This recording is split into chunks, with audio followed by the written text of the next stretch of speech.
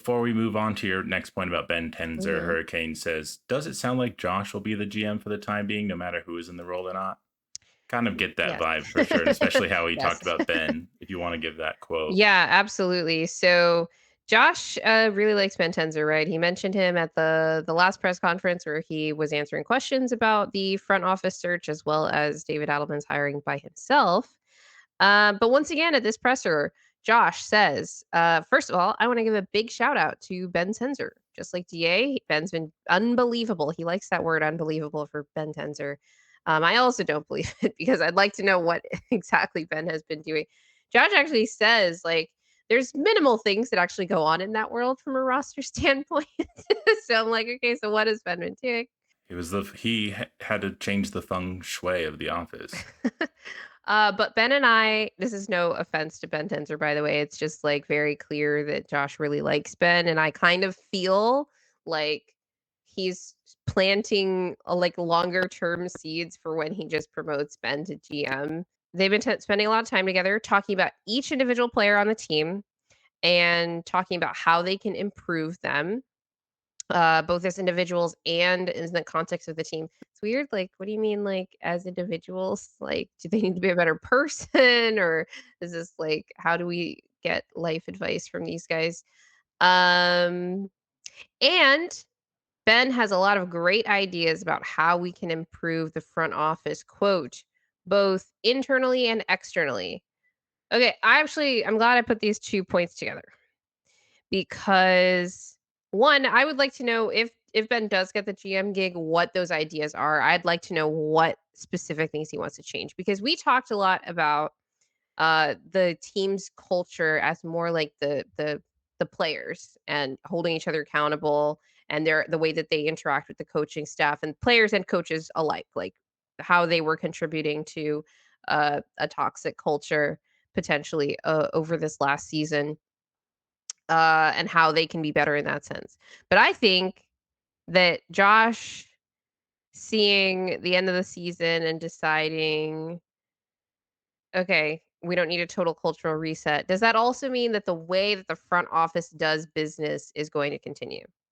Now, what are my gripes with the way the front office does business? Everybody has their issue with specific moves that have been made, specific contracts that are on our books. Like everybody's talking about MPJ, everybody's talking about Jamal, of course, right? I get that. But in terms of like long standing issues that the team that the organization I think has because of just like doing business because it's the way they've always done business. I think there are some changes that need to go on in the front office and I'm actually very curious to know if Josh sees that um in terms of like being an urgent issue, especially with as important as this offseason could be to put Denver into a place where they can actually contend this year. And that's stuff like we're just throwing player options around like they're candy. It's like, well, it's Denver. Nobody wants to come to Denver. You know who doesn't give out player options? Indiana. Like, what are we talking about here? That's one. The other, we never let players get to restricted free agency. I can understand wanting to avoid that for most of your best players, most if not all, right? 'Cause you're like, "Well, we're gonna max this guy anyway. Let's just do this." Like, whatever. Especially, like, when they're young. We can't possibly get to restricted free agency with Zeke Naji. That would be a disaster. So let's instead give him a 4-year contract with a player option on the end just to avoid this like dreaded thing of restricted free agency. That's another. The other thing here is it's been quite a number of years since the Nuggets have made any major trade. And I don't mean like trading a core member, but I mean like a trade for a player that's an impact player. It was KCP, right? And I'm gonna get to or I probably won't get to like my extended monologue on this. But the reason I think so many people are thirsty, thirsty for trades within this fan base, just like trades for the sake of trades, is because this front office, and it's not just Calvin, it's this front office has been so reticent to go out and target players that are already in the NBA, like veterans or even like young players that have just been in the league for a few years to try and fill specific roles. Instead, they're looking to the NBA draft to fill specific roles, which, newsflash, one of the teams that is about to make the finals, the Pacers are playing the next day. They'll either close the series out or they'll close it out next game probably. They're up 3-1.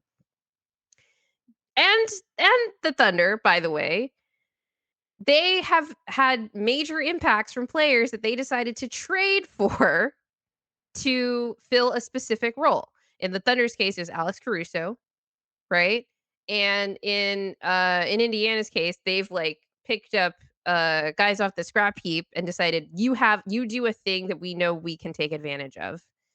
And yes, they're young players, but they are young players that have at least one, as we talked about, one refined skill that we know you can do consistently. Obi Toppin, you're a lob threat, right? Aaron Neesmith, you can shoot. And you can move your feet on defense a little. Like you're not like an all defense caliber guy, but we know we can use you. Uh, and though like, but Denver is like, nope, we're only gonna develop the guys that we drafted. These are our guys, and that's it. And we have to make that work. And it's just like, okay, that's my rant on the culture of the Denver Nuggets front office that is separate from the culture of the players and coaches and the guys that we actually see on the court. But I think I'm gonna have more to say on that as the offseason progresses. Yeah. Sorry, I just needed to get that out. Nothing to add there. There was no backup plan with Booth's Project Dynasty. So if one of those guys didn't really work out, where were they supposed to go? Weren't willing to add any like other vets at the deadline and could barely even pull off a trade from what the reports were saying because who wants those contracts? So they're gonna have to switch gears for sure. I don't know if part of what Ben Tenzer has been doing is kind of structuring the front office a bit because of how factioned off it was. Like, did he do a better job at like involving some scouts that were maybe pushed out or something? Who knows? I'm just theorizing at this point, but it's going to be hard for any new GM to come in because Adelman and Kroenke were talking about how they're going to have to collaborate. So anyone who's wanting the job is going to have to be like, yeah, I'll work with Adelman. And I just don't know how long that lasts. I don't know how many opinions Adelman has about the roster. A lot of people I've heard like projecting onto Adelman, like he's malleable, he's flexible. Like we don't know that. Yeah, we don't know Like that he's yet. also an NBA head coach, and those guys are notoriously stubborn, right? They have their ideas about how things should work. We've already heard that with the offense. It's like we need to work on the details, that kind of thing. I mean, if he has Yeah. very specific ideas about how to improve the offense or get back to this high level of execution, he might have some personnel ideas and preferences. He may have given up on some young guys and is like, no, those guys are going to develop. We need to figure out a way to move them. And maybe the GM is going to be on board. But it's like, is then the GM going to be the Adelman puppet kind of thing? Or is Adelman really flexible to what the new GM is going to come in and say? But I think it's going to be hard for any GM to come in and really push their unique vision. Like this plays into what I was just talking about with the front office in that they're so insular. Like they're doing things that they've been doing for years and not really changing how they've done that. Josh mentioned this at the last presser when he was asked about whether he was going to be looking externally at all for a GM position or whatever. It's like I've promoted internally for this position for the last like 4 general managers. Am I going to do that again? I don't know. And it's just like the same kind of small club of guys that literally all always talk to each other. Yeah. I thought it Um, was funny when they asked him yeah. about if he had actually gone forward with receiving a list from like a firm, and he was like, "No, no, no. Yeah. There's no." It's I like, thought we're he not should. talking about that I right almost now. think he That regretted that was saying just that. something How I he shut that said. That was down. just something I said last week, guys. You're not supposed to ask me about Yeah. it. I said that we might know who the general manager is by today. I don't know. The Timberwolves have been eliminated from the playoffs, by the way, and we have no news on that front just yet. Phil Brown, I'm also super intrigued about Matt Lloyd. Timberwolves took our guy. Let's take their second guy. Yeah, sure. Um, I just, like, would like someone's outside perspective, and so this is my last point from the press conference, actually. I think it plays into sort of both of these points here. Mark Kisla from the Denver Gazette, asked this question, and I wanted to get the full quote right, so let me just, read this full question here. "The last 2 years, you've fallen just short of halfway to a championship. On your roster now, do you have the talent to win a championship? And in hiring a general manager, do you want somebody to challenge you on that idea or not?" I think there is a world where you have someone who has a very unique idea or like a very strong stance on the roster and the moves the Nuggets need to make, and Kroenke and Adelman buy into that as well. It's not necessarily a given that they're not going to get along, but so they definitely need to be challenged on that, and they do need to take a really objective look at it. I don't necessarily want to have like extreme takes. I will, like, on Twitter, I feel like a lot of my shit's exaggerated just by nature of the platform, but I thought Will was a completely different person, by the way, before I actually talked to him outside of Twitter. I thought he was this hot takesman based on your yeah, timeline. I'm more hot takesman on Twitter and more moderate here on the show. But like, I could be convinced that the core is fine. You just need to add some NBA players around them, like Hurricane said earlier. It can go bad if you change a championship core. Like, we've seen that so many times with in different sports where you start moving the guys who won the championship and things just start falling apart. So I do think it's a good point to be cautious with that. But at the same time, I think there are players who maybe aren't going to develop into something that we need, and or our problems, and or there's a reality of the roster and the cap that we may have to make some tough decisions in order to try to navigate that. Because we're seeing that the more kind of top heavy you are, the harder it is to win in this league. And the Thunder are really proving that, even if they're kind of like a very extreme I mean, example they're, of, like, super young, so yeah, they're gonna be top heavy in, like, 3 years. But they're super young, so, like, Jalen Williams is making $5 billion this year. yeah. So they definitely need to be challenged. I mean, I assume you agree. Yeah, I do, and, I wanna go over Josh and Adelman's answers on this because they both gave answers here. Josh said, quote, "It starts with belief." We can He do really it. wanted to emphasize that, like, at least publicly, at least with these players now, and I sort of get this approach because they are a bit strapped this offseason. They don't know who's gonna be here, who's gonna be left at the end of the summer. And you don't wanna go into the season with guys thinking that they weren't enough. But I feel like at this point that, like, Jokic said, "End of the year, like, this team's like, was this enough to win a championship?" And Jokic was like, "No, we didn't. We didn't, so it wasn't." Right? And so Josh wants to lean heavily into this narrative of internal development is the way. Like, currently as constructed, no, we're not enough. But if these guys get better, if Jamal gets better, if MPJ gets better, if Peyton Watson gets better, it's not just the young guys, right? Um, then we can be enough to win a championship.